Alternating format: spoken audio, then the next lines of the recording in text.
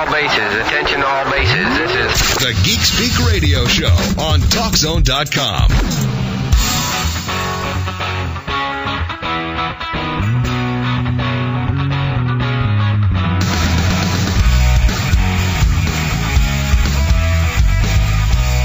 And we're back on the Geek Speak Radio Show. Like I said, don't look up. Oops, I already did. Of course, Roma, the first one to look up. I would be bad in that movie. I would be the first one to look into the light and get taken away. Man. Yeah, like I've mentioned pretty much all the past 3-4 weeks, trailers are everywhere, commercials are everywhere. You guys know about it. Skyline, this audience especially, we're waiting for this one. Starts not this Friday, not next Friday. Today, Wednesday. Yeah. I don't even know what day it is. Next Friday, November in theater, 12th. Skyline. Yes. Finally is we've been waiting for this one for quite a while. Yeah. Getting a lot of buzz on this one. On the phone, as promised, we have the two directors. Hey, how's it going, guys? It's Greg and Colin Strause, also known as the Brothers Strause, a directing duo. You guys are there? Yeah. How's it going? Going great. Thanks for coming on the show, first of all. No problem. Thanks for inviting us. No problem. So like I said, we all know about it. We've all seen the commercials, the trailers. What can you tell us that the trailers don't know about Skyline without spoiling too much? You know, one of the things I don't think is maybe as clear in the marketing, but it's more, it is definitely a survival movie. It's kind of more the Dawn of the Dead type of vibe to it of, it's basically the end of the world. And, like, what do these people do? How do you survive? What happens as everything kind of just starts closing down around you and everyone's gone. And it's just, and we got to, I think one of the things that makes us the most part of the movie is we have a really cool ending in that to the film, which I think takes it to a very interesting place that I don't think a lot of people are ever going to think about while they're actually watching the movie. So. Yeah, you're right. Actually, the trailers don't point that. It makes it look like it's just a plain old alien invasion movie, and actually the way you described it makes it sound even more interesting. Yeah, there's a lot of neat stuff in there. I mean, it was one of the things where when we were first mapping out the movie was just trying to figure out, like, because we did this thing independently, so it was, our fear was like, we just don't want to have a bunch of people sitting around and enclosed in a claustrophobic space for too long. So, so I was just trying to, like, figure out how to get the movie to move and all the different things that can be happening as, like you have basically from that penthouse, you have box seats to the end of the world. And, like, what would it be like having the best view of the end of the earth? How long have you had the story rolling around in your head? Well, this is Greg. Basically, Colin and I had this notion of the way that an alternate way that aliens might operate. That it wasn't really a full movie idea, but basically, we thought, like, wouldn't it be cool if aliens could release these glowing, bright orbs from their ships, and the minute you'd see this. These orbs, they would sort of entrance you, grab control, put you in like a zombie-like state, and then they would draw you outside of your, if you were indoors, out into the street, into the open where you're vulnerable.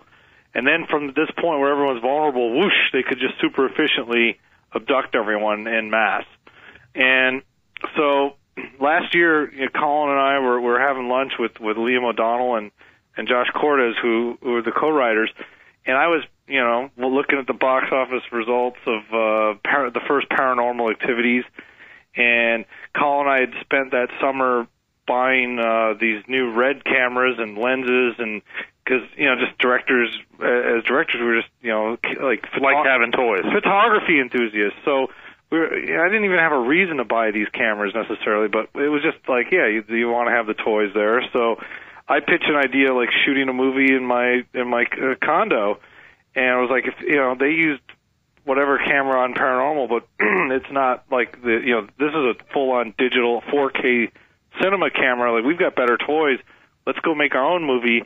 We've got an effects company. Why the hell haven't we been utilizing that? And the first idea I pitched out to the guys, they were just like, that's horrible. But an hour later, Liam was like, why don't we combine your enthusiasm for shooting a movie in your house with that alien, the alien invasion concept wrapped into with kind of just an overall, here's the movie pitch. And within 2 days, Liam and Josh had a treatment, and we went, we were kind of off to the races. We're off to the races. We were like, this is it, man. We're just going to do this ourselves independently. And it happened so fast that, it's less than a year now from when that started to release, which is kind of crazy. Yeah, we're talking to the brothers Strause, Greg and Colin, directors of Skyline, which comes out next Friday.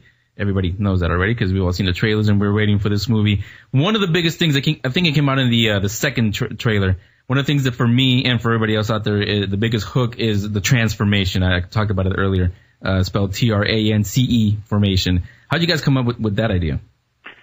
Well, that leads into a bigger plot point. Some stuff we don't want to totally give up just yet, but part of the idea, with the way that the light affects people, that there'd be a physical response, physical change, because it's like it's great when these kind of concepts they need to manifest themselves in something that's visual, because otherwise you have it's more exciting. You start seeing veins coming out and muscles distending, and the fact that just something you see can affect you in such a strong way is a compelling idea.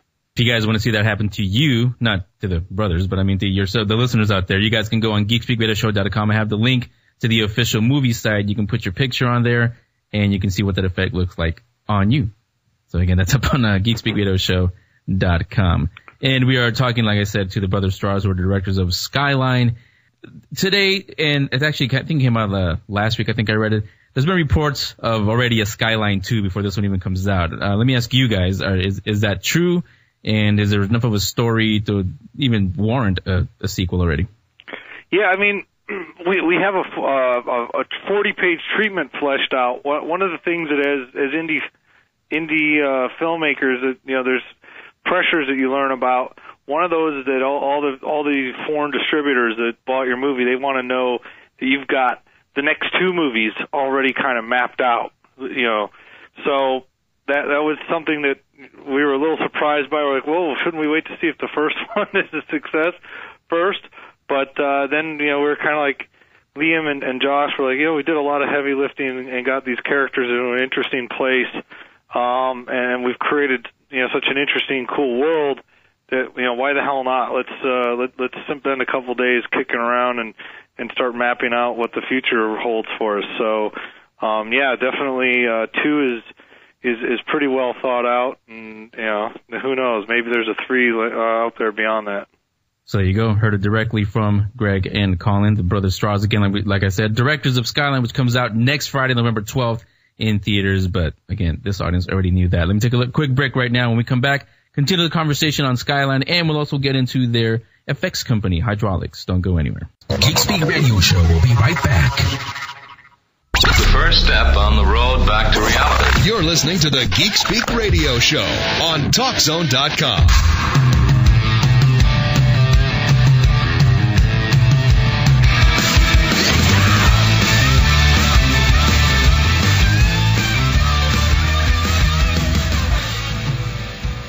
And we're back on the Geek Speak Radio Show having a discussion about Skyline. Again, don't look up. This opens up next Friday, November 12th, directed by Greg and Colin Strause, who are on the phone with us now. So, guys, let's get a little bit away from Skyline, and let's talk about you guys real quick. When did your interest in visual effects start for you guys? Colin started doing visual effects when he was in 6th grade. Yeah, it was basically I sucked at writing book reports, and I had a little Oki Data color printer, and I figured if my book report was going to suck, if it had a cool colored front cover to it, maybe somehow that would score me a few points, and it did, and that kind of was the beginning of it. Yeah, that was sort of the introduction to computer graphics, and from there it was into like animated slideshows, and I think we quickly transitioned from there into like doing really low budget TV commercials. By low budget, I mean like $200 for the entire commercial, and we would do little flying logos and graphics and that for the end of those spots. Yeah, because you worked on commercials and also music videos, right? Yeah. That was when we were in the suburbs of Chicago. We transitioned into like regional and national spots, doing bigger effects work on those there, and then moved to LA when I was 20 and Colin was 18.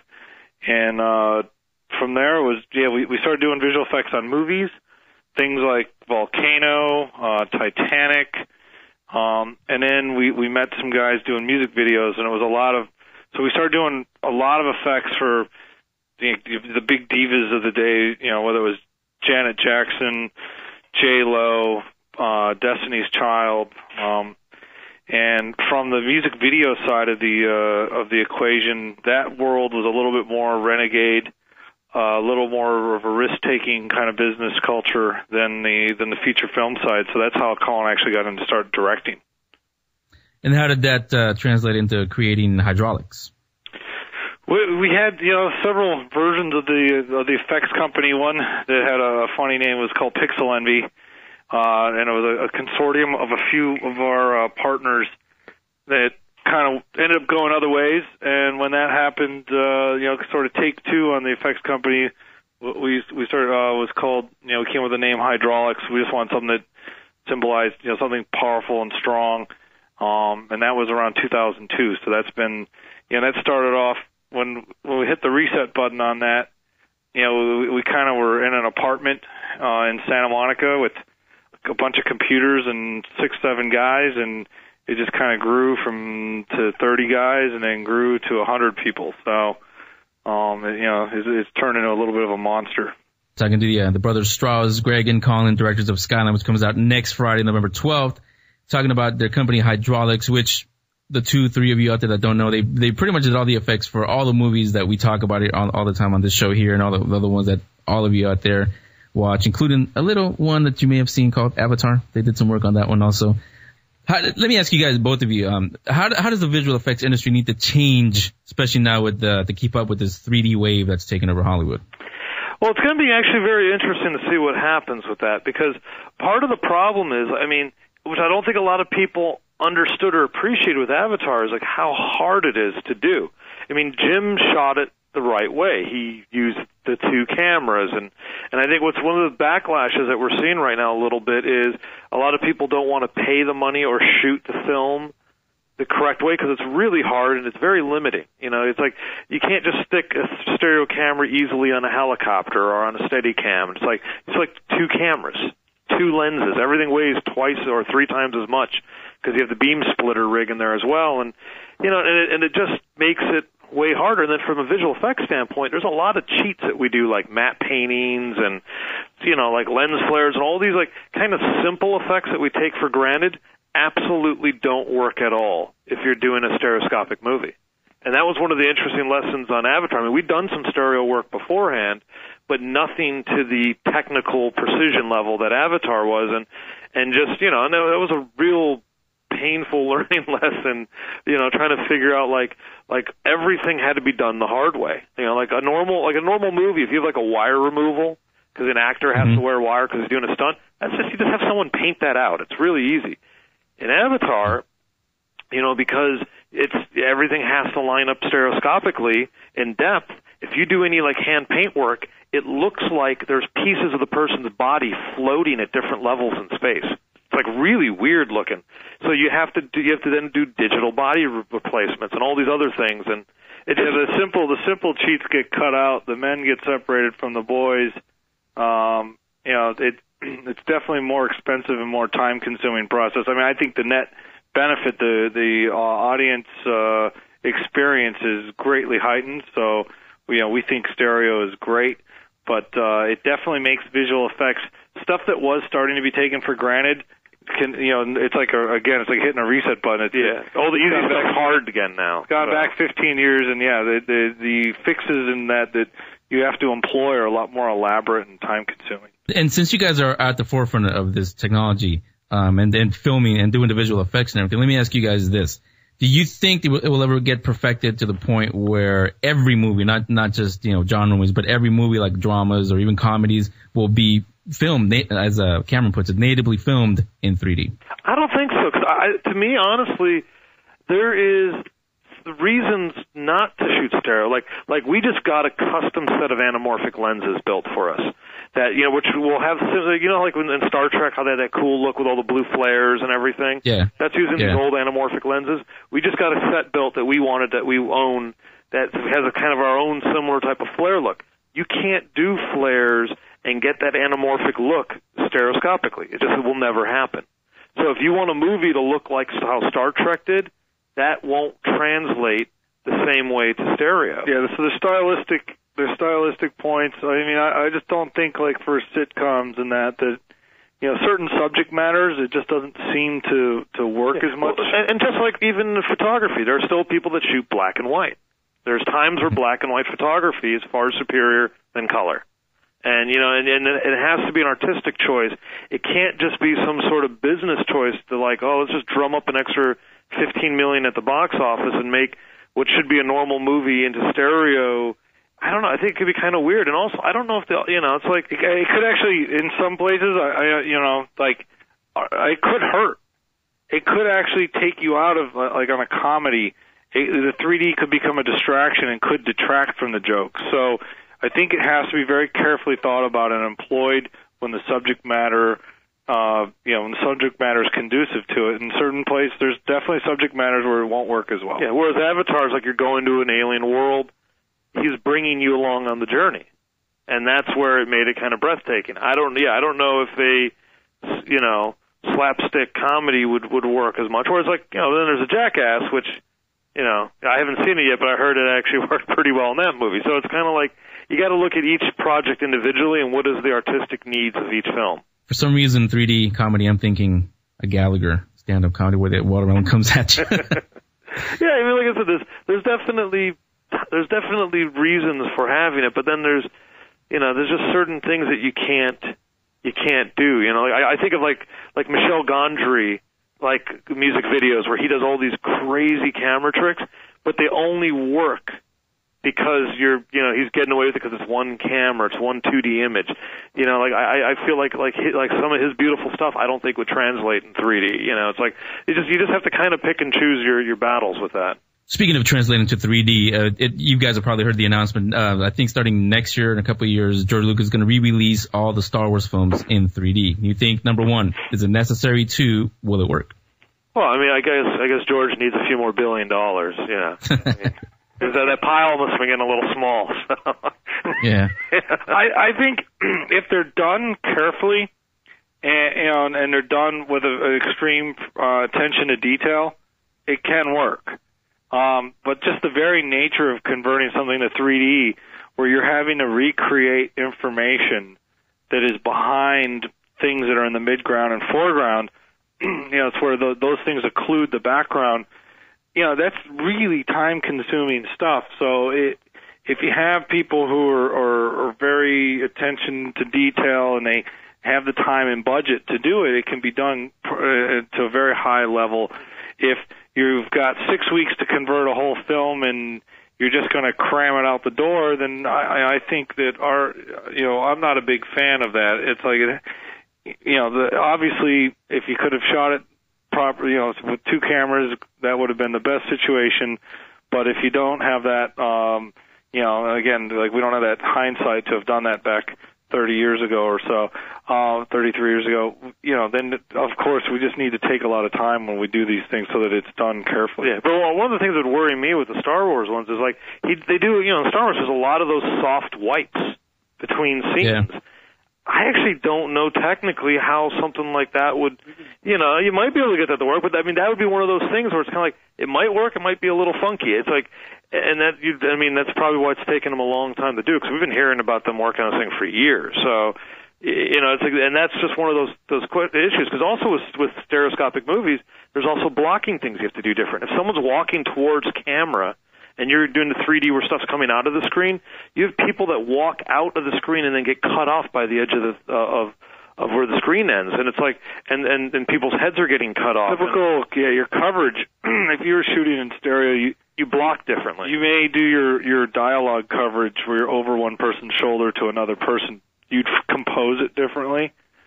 So it just depends on the photography, the original photography, how well it's going to work. And there you go. Everything you wanted to know about 3D, but we're afraid to ask. Directly from Greg and Colin Strause, the brothers Strause, who are directed Skyline.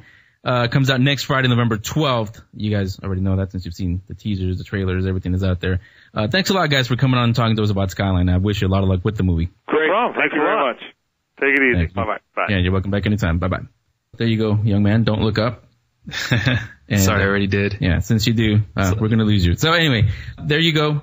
Skyline again comes out next Friday, November 12th. Let me take a quick break. When we come back, we'll have a little discussion on Alien Invasion movies and hear from somebody that we all like. We all know him as RDJ, Yeah. You guys know who that is, so we'll do that when we come back. Geek Speak Radio Show will be right back.